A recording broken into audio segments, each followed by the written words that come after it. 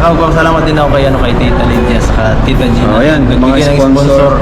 Pasalamatan ng mga Thank you po sponsor. sa inyo. Thank you po.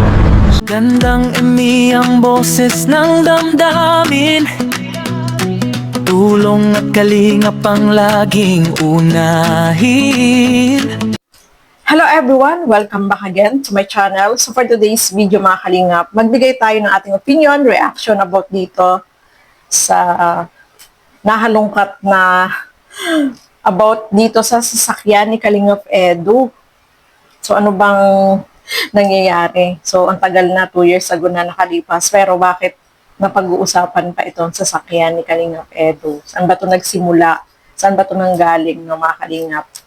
So pag-uusapan po natin sa video na ito, pero bago natin simulan yan, huwag niyo pong kakalimutan mag-subscribe. Val Santos Matubang, Kalingap Rab, Ate Edna Vlog. Ang inyong lingkod, Gandang Emmy. Sa mga hindi pa po nakapag-subscribe, please subscribe and please hit the notification bell para lagi po kayong updated sa aking mga ina-upload na mga reaction video. So ito, alamin natin ano ba yung nangyari 2 years ago. Nagpasalamat ba si Kalingap Edu sa sponsor? So alamin po natin mga kalingap. Tara, panoorin po natin ang video na ito. Insan, ano naramdaman mo ngayon? Kasi heto na, dito na tayo sa lugar. Magkakaroon ka na ng 4 wheels. Grabe. Kinakabahan ako. Anong naramdaman mo? Halo-halo? Oo, kinakabahan. Kinakabahan? Thank you so much po sa pag-support sa channel ko, kahit ano lang, kahit ganito lang tayo, lang, no? simple lang Simple nakakatulong talagang pa rin tayo. Thank you sa inyo kasi hindi ko ma-achieve yung ganitong klaseng yung mga privilege na ganito, yung makatulong, yung makakuha yung mga ganitong klaseng bagay kasi hindi na normal to sa ang laking bagay nito sa Thank you so much. And saka magpapasalamat din ako kay Tita Lydia saka Tita Gina. Ayan, Nagbigay mga ng sponsor. Pasalamatan ng mga Thank you po sponsor. sa inyo. Thank you po. So ayan po, no, mga kalingap, narinig natin si Kalingap Edu.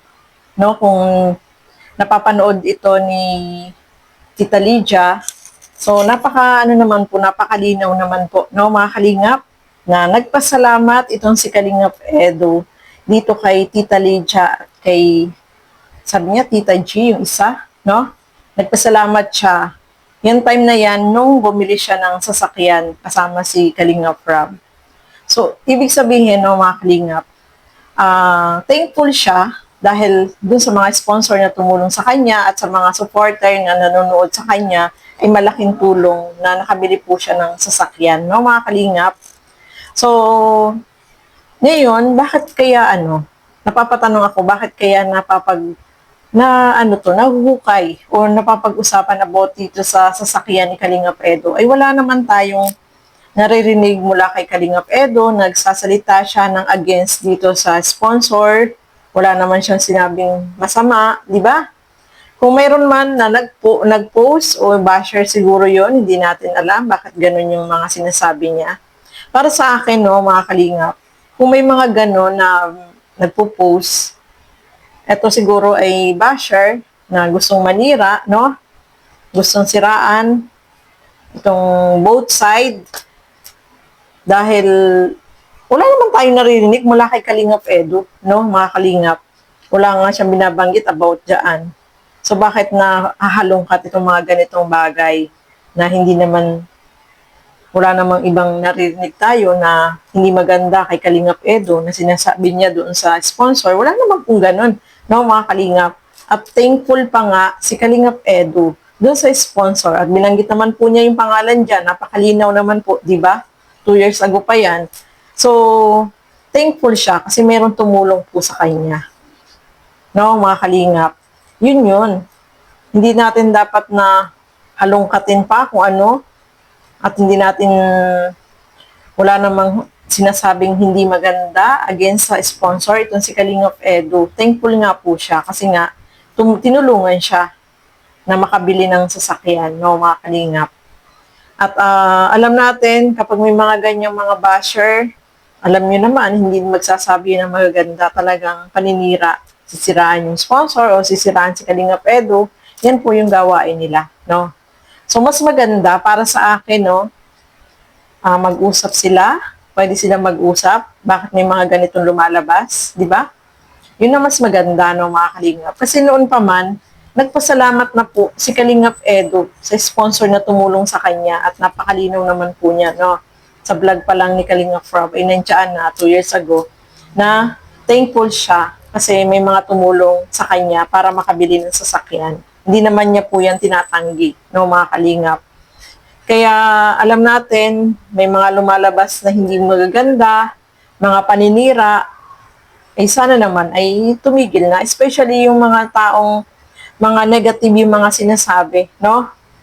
Kasi mas maganda talaga mapag-usapan, mag-usap. Kasi kahit ako, no, nakilala ko rin yan si Tita Lydia, no, na okay po siya na sponsor, marami siya natutulungan, at wala naman silang problema ni Kalingap Edo. Pero bakit ngayon nagkakaroon ng mga ganyan na lumalabas na alam naman natin na okay naman po silang dalawa.